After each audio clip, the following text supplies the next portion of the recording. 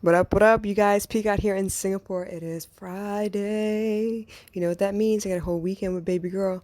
We got a lot planned, actually. I need to look at her marketing strategy for her Instagram page. So I'm kind of excited about that because there's so many things we want to do. There's so many things we want to show you guys that's possible because I don't want to just business.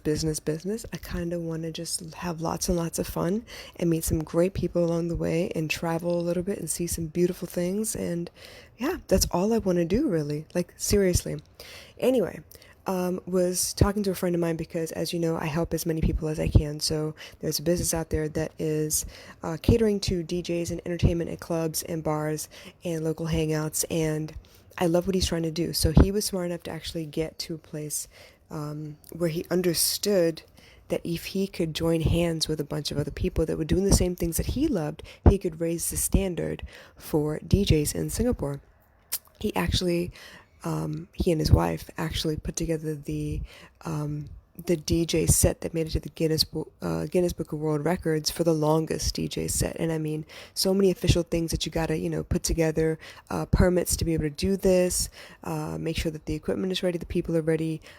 We had enough DJs to go around. Like, I did not know this until I came back to Singapore. I thought it was freaking amazing. He's just amazing. So very, very simple things like work ethic and pride in your work, making sure you show up to places on time, making sure you have, you give your word and you keep your word. I think it's really, really important. And I think it's part of the reason that we have such a revolving door culture in society today. And that isn't to say that I'm talking about just corporate. I'm talking about in general, y'all. I'm talking about it's easier to give up on a dream and change dreams than it is to stick to it and get through it and learn as much as you can along the way, because people don't do that no more. It used to be that you bought a car and that was a once in a lifetime purchase and you took care of that.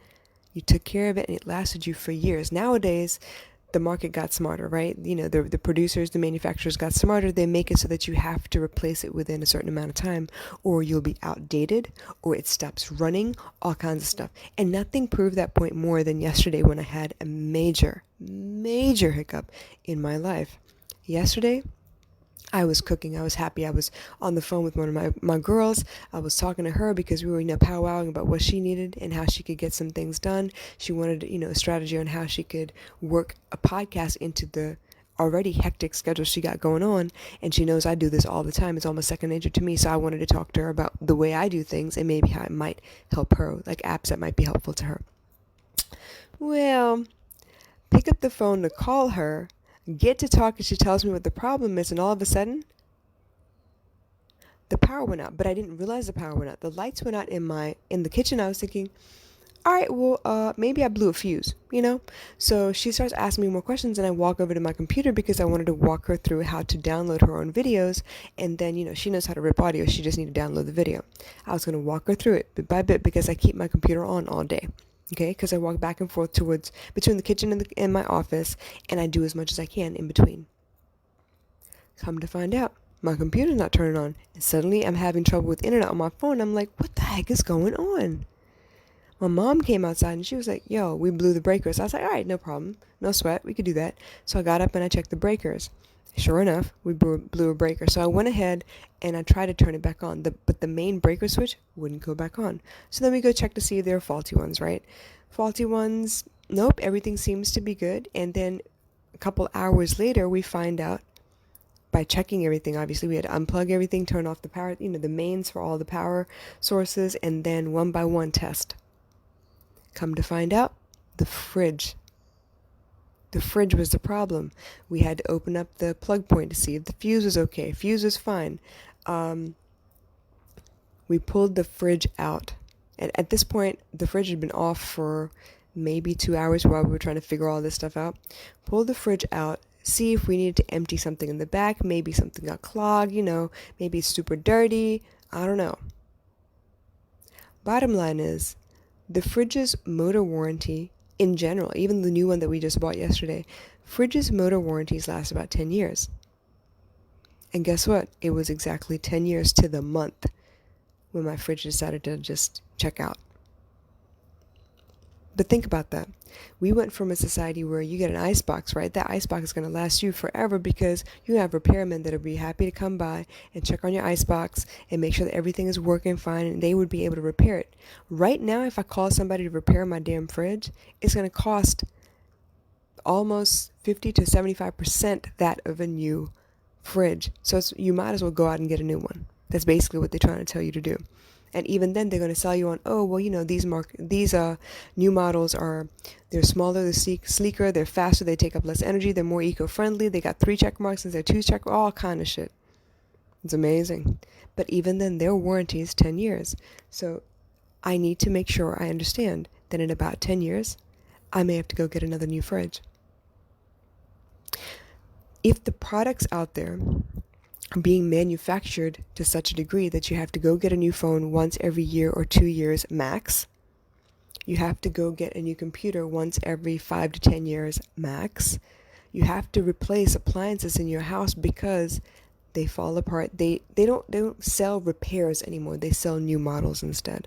Because people like shiny and new, right? It's easier. But the same thing happens in human relations. If you have a difficult employee, you would rather start writing them up and putting it on paper so that it looks like that they are a bad employee and that you have good cause to get rid of them, rather than find out what the root cause is and help them heal as a person and heal your business. It's easier to get, a fresh set of interns that you don't have to pay because they're still studying. They should take pride in their work, right? They're still studying, so they come in, they do the work, they get out, and then you got to train a new bunch of people. People don't think long term anymore. People only think short term. You think about daycares. Maybe something happened at a daycare and you're terrified now. You don't want anything else to happen. You're not going to take a chance. You're going to take the kid out of daycare and put them in another daycare. You're going to put them in another one, just not the same one as before. Whereas the other people have taken the time to get to know your kid, and hopefully it's nothing super underhanded where they're like really, abusing kids behind everyone's back. But I'm saying they took the time to get to know your kid. Maybe something happened. It was, a real crazy circumstance, accident kind of thing, and you decide that, you had a difficult experience. So rather than stick with the people who already know your kid, you're going to put them in a new situation where the kids don't know each other, the teachers don't know the kid, and your kid is not familiar with the new environment. They got to start all over again. Same thing with relationships. And I mean friendships too. Something happens, somebody tells you something you don't particularly like the sound of, you want to cut them off and push them away and tell them that they're crazy, and you want to rant and rave about how they did you wrong and how dare they write you back and how dare they decide to live for themselves. And we want to cut people off. But what does that do eventually? What does that say about the quality of the relationships in your life? It means that everyone's a newbie. It means that everyone is brand new. You're starting to get to know them all over again. They got to go jump through hoops. Excuse me. See? We hit a high note with that one. It means that everybody in your circle has maybe been there for a year, 2 years if you're lucky. Because at the end of which, you're going to cut those people off and keep on rolling. Yes, I believe in people being in your life for a reason, a season, and a lifetime, all that jazz. I understand that. I get that. Reason, season, or lifetime, it doesn't matter. What are you doing about retention? How are you making sure that the people that are around you stay around you? It's easy to say, oh, I outgrew you. We no longer have anything in common. It's easy to say that. But guess what? You can't say that about family members, can you? They're still stuck to you somehow. Yeah, you go your separate ways. One brother is in the States, another brother is in Melbourne, and time differences and work schedules included, we don't get to talk to each other that much. But he's still my brother. I still have cousins all around the world. They're all doing different things. And sometimes there are some cousins I don't particularly seek out because their headspace is not the same as mine, and it takes a lot of effort for me to put them in a place where they feel good, but it's a constant for that, so I don't hang out with those people. I don't seek them out, but that isn't to say that I can cut them off. They're still my cousins. My classmates from high school, I keep in touch with most of them, but even then, I can't cut them off. They're still my classmates. I can't get new classmates from 1999. It's not going to work that way. You hear me? So, what are we doing about mending relationships? What are we doing about making sure that we get rid of this revolving door idea? Meaning to say, somebody comes in, and after a certain amount of time, they go back out, we get a new person in. Now, that is the point of school, right? You get new blood in, you teach them what you need them to know, and you program them for the world outside, and you let them go, and you get a new set of people. But how many of those people that come through the system want to stay in the system, as in, they're in the system because they believe in the system.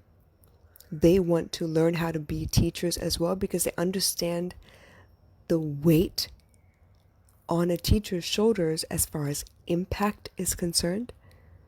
How many people keep in touch with their teachers? How many people can name the teachers they had in high school?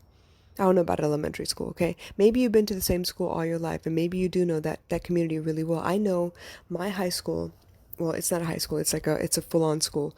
Elementary, middle, high school. Pupil school in Farmville was great. And honestly, anybody who grew up in Farmville and went to that school knows every one of their teachers. And guess what? I'm friends on Facebook with a lot of my teachers, and they're happy to see what I'm doing with my life. They're happy to hear what I'm trying to get accomplished. They get excited. They stay in touch. But how many of you can say that, y'all? Let's talk about Singapore. Can you name your teachers from high school? Can you name your poly teachers? Your uni teachers? Your sex school teachers? Can you name them? Or is it just the ones that you had a problem with that you can name? And that's what I want people to think about. Look at our culture, you guys. It's easier to throw it away and get a new one than it is to maintain the one you have and make it better. Let's push it a step further. What about our bodies? Sure, everyone will tell you, yeah, you need to be, thinner and look a certain way. You need to be healthy means this, BMI and body fat and, bone density and da-da-da-da-da. There's so many terms. So many terms. But what is it we're actually chasing? Yeah, absolutely. You don't want subcutaneous fat. You don't want visceral fat, definitely, because it makes your organs work harder. And it's not good for you long term. It's stressing your system long term. But what is it you're actually chasing? Are you chasing a specific size, a specific look, or are you chasing a specific feeling? I know plenty of people who come into Singapore because it's the best place to get surgeries and medical checkups and stuff done.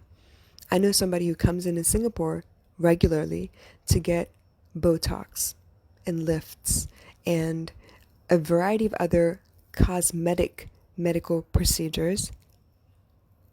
But I also know this person. She's a lovely person. She has a big heart. But for some reason, she does not love herself. She's constantly trying to alter herself and augment herself. Aren't we just trying to chase that happy feeling where we are content? But isn't that also begin in your mind? Isn't that also an idea that this is good today? I feel good today. I'm not going to put myself down. I did the best I could. I moved. I felt good about moving today. I slept. I felt really good about sleeping today. I ate well and the food was great and I felt good about the food that I chose today because I have a choice in everything I do. We don't chase that mentality. We chase, oh, summer's coming. What am I going to do? My wedding's coming. What am I going to do? Oh, I have an event coming. What am I going to do? We eat like shit. We feel like shit on a daily basis. And then when there's an event coming, you gotta throw all that stuff to the side and change everything for a short period of time, hoping that you can drop the weight and feel better. And then just pretend like you've been great. You know what? My 20-year reunion is coming. And I can't remember when it is. I think it's October. 20-year reunion, you guys. I've known these people for 20 years. Granted, I wasn't close to all of them. But I've known these people for 20 years. And yeah, I could be like, oh yeah, let me show them that I am the greatest and I look great and I'm, dressing well and I am successful and I have a thriving. I could try to push and make sure all that happens. But if I'm not looking for that every day anyway, what am I going to change in a year, in a span of a couple months? What am I going to change? It's not going to change. Real love, real joy, you need to take pride in that every day. You need to pay attention to that every day. You can't start working today because you have a deadline on Friday and kind of see what pans out. School was like that. You remember? They tell you what your exam papers, when your reports are due, or final year papers are due, or dissertations are due, and you start working on it. But honestly, you should have been working on it since the school year started, because everything you've learned that year and the years before are being culminated into this paper, which is meant to show the teacher that you learned and understood something. All of it comes down to pride. All of it comes down to dedication. Sure, divorce is prevalent because it's easy. I could cut you off and never have to talk to you again. I could cite, irreconcilable differences. I could tell the world you were crazy. But in the end, whether it's true or not, what you're going to find is you will see the same situations over and over again until you get the message. Some things are worth fighting for, they say, right? What if all things were worth fighting for? What if all things were worth fighting for? Oh yeah, one man's meat is another man's poison. Fine. But what if you saw the potential for meat in every poison? What if that was just your mentality? And for us empaths, that's how it is. We open ourselves up. We make sure that we're transparent. We make sure you can see us. All in the name of, we know there's something more out there. We know the light exists in all of us. We know that we can nurture more light. We can create more light. What is dark? Dark actually doesn't exist. Dark is the absence of light. What is black? Black actually doesn't exist. It's the absence of color. What is cold? Cold doesn't exist. It is the absence of heat. The definitions of all the negatives in the world actually hinge on the positive. What is anger? It is the absence of safety. It is the absence of boundaries. It is the absence of this feeling that everything is respected, that people around you are content and happy. When they are not happy and content, they tend to do things that anger you because they're suddenly self-interested. So what's our first reaction? Cut them off. You don't need them. They're not good for you. They're not your people. That's not your tribe. Guess what? This world, all of you people in it, you are my tribe. Why? Because you got two eyes just like me. You got two arms just like me. You got two legs just like me. You had a childhood just like me. You went to school just like me. You had parents just like me. You probably missed your parents just like me. You got siblings, you got friends, you got family just like me. Now, whether you want to admit that you have those people or not doesn't matter, but you have them. Because no one comes into this world alone. You need two people to help each other to help you come along.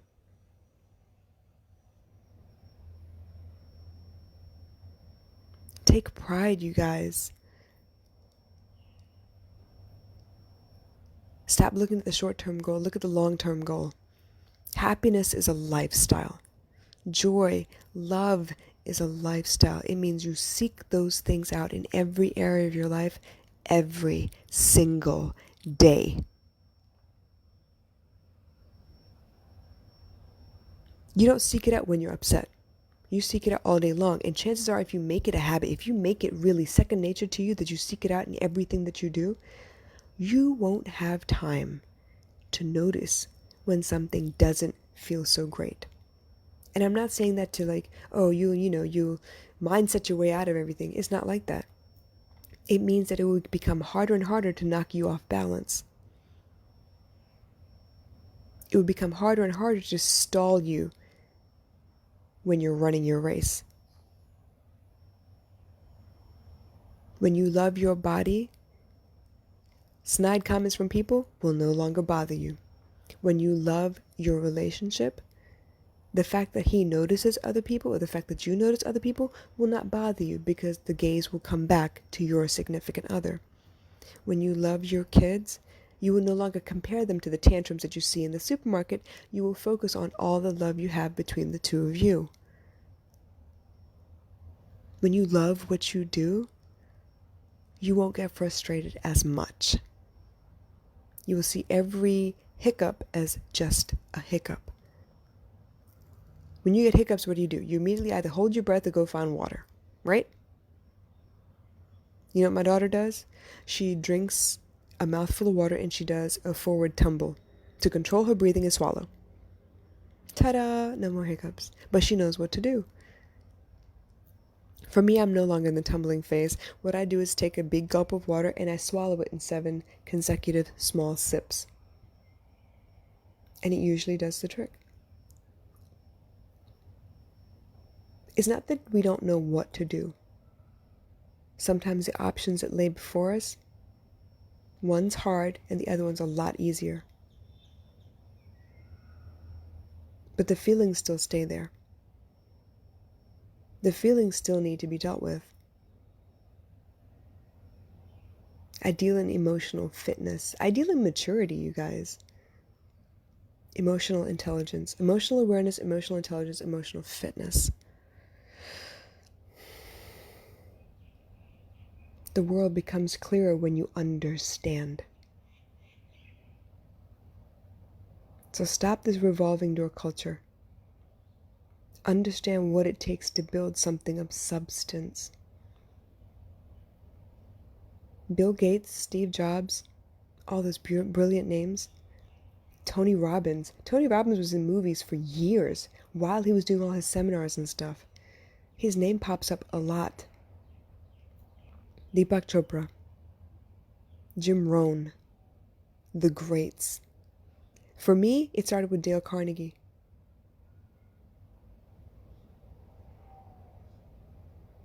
I discovered that what I thought of the world was not good enough. I needed to change what I thought of the world because I was no longer seeing hope.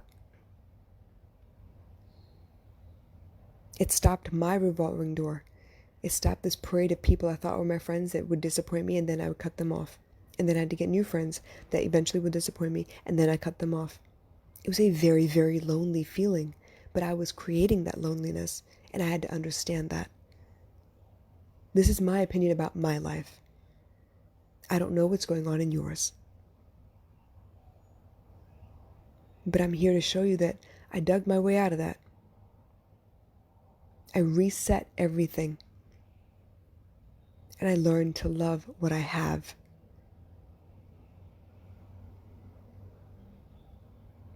Stop the revolving door. It makes all of us replaceable over and over again. And when we talk about we're unique, there's only one of me, no one sees the world like I do, but we're all replaceable. That's why we suddenly feel like we can end our life and it'll be better. Nope. Your presence is felt, just like your absence will be felt. People you didn't even know were paying attention to you will hurt. I love you guys. This is important. Take care of yourselves and the people around you. Take care of your things.